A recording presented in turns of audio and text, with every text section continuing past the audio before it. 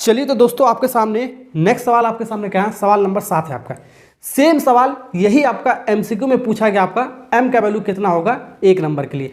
अब इसमें थोड़ा सा चेंज कर दिया गया है, यही सवाल आपका 3 नंबर का सवाल पूछा गया आपका सीबीएसई में आपका, ठीक है, स्टैंडर्ड में पूछा गया आपका, बेसिक में भी पूछा गया आपका। तो यही सवाल आपका 65 और 117 का आपको क्या बताना है, ठीक है, एससीएफ 65 और 117 का फॉर्म इस फॉर्म में दे रखा है आपका। तो यहां से आपको एम का वैल्यू बताना है और इन्हीं दोनों नंबर का एलसीएम भी आपको फाइंड आउट करना है। तो एमसीक्यू वाले क्वेश्चन में सिर्फ एम का वैल्यू बताना था, लेकिन इसमें आपको एलसीएम भी फाइंड आउट करना है, इसलिए आपको ये सवाल 3 नंबर का कर दिया गया है और ये आपका इंपॉर्टेंट सवाल होता है आपका। ऐसा सवाल आपका हर साल आपका बोर्ड एग्जाम में पूछा जाता है आपका।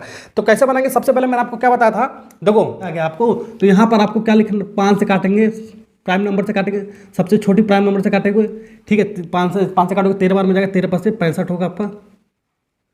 फिर आपका 13 बार में कट जाएगा आपका,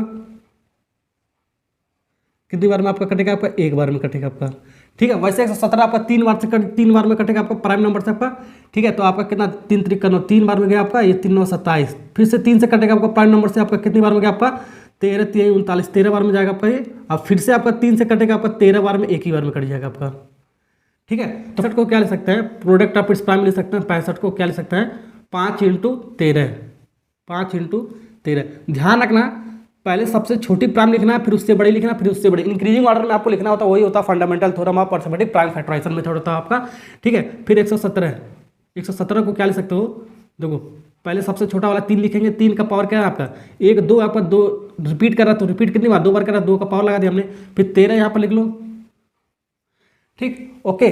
तो यहाँ पर आपको एम का वैल्यू आपको बताना है सबसे पहले और एलसीएम भी आपको बताना है। तो सबसे पहले एक्चुअल में 65 और 117 का एचसीएफ है कितना, यहाँ से निकालते हैं। इन दोनों का एचसीएफ कितना आएगा आपका, एचसीएफ आपका क्या होता है, जो कॉमन होता है वही लेते हैं और उसका मिनिमम पावर लेते हैं, ठीक है।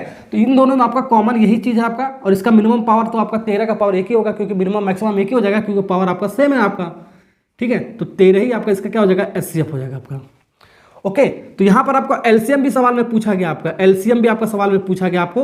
अब यहाँ पर 13 रख दोगे तो एम का वैल्यू आ जाएगा, तो एलसीएम भी आपको सवाल में पूछा गया आपको, तो एलसीएम भी निकाल सकते हो।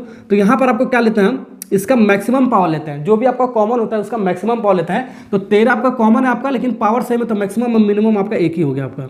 और जो कॉमन नहीं होता है उसको जो का तो मल्टीप्लाई के फॉर्म में उतार देते हैं, ठीक है। तो यहाँ पर देखो ये दोनों में आपका कॉमन नहीं है, आपका 5 और 3 आपस में कॉमन है, तो जो का तो मल्टीप्लाई के फॉर्म में उतार दो। तो 5 को उतार दो वैसे ही, और 3 का पावर स्क्वायर को भी उतार दो ऐसे ही, ठीक, ओके, समझ में आ गया ना।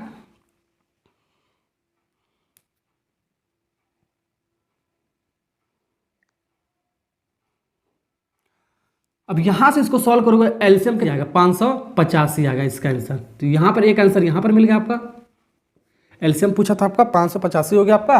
और यहां से आपका एचसीएफ की वैल्यू अगर जो 13 रख दोगे तो हमारा क्या मिल जाएगा, एम मिल जाएगा, 65m - 117, ठीक है। अब क्या करेंगे, इसको इधर लाओ बाबू, तो ये आपका माइनस इधर आएगा तो आपका प्लस साइन के साथ आएगा, तो ये जुड़ जाएगा, तो आपका कितना हो जाएगा, आपका 130 हो जाएगा आपका, 130 बराबर 65 एम हो जाएगा आपका। 65 से आपका ये 130 कटेगा कितनी बार में, 2 बार में, तो एम बराबर कितना आपका आ गया बाबू, 2 आ गया, तो एम बराबर 2। तो इस सवाल का आंसर एम की वैल्यू पूछा था और एलसीएम भी पूछेगा, तो आपका आ गया आराम से, ठीक है ना, ओके। 3 नंबर का सवाल आपका बन गया आराम से।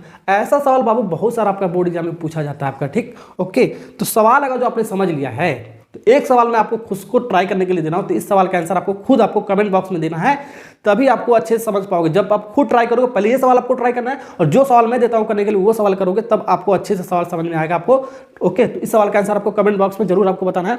तो वीडियो बाबू थोड़ा सा भी आपको अच्छा लगता हो तो आपको एक लाइक करना, सब्सक्राइब करना और कमेंट जरूर एक प्यारा सा करना, जो भी मैं आपको सवाल देता हूँ। Okay, thank you.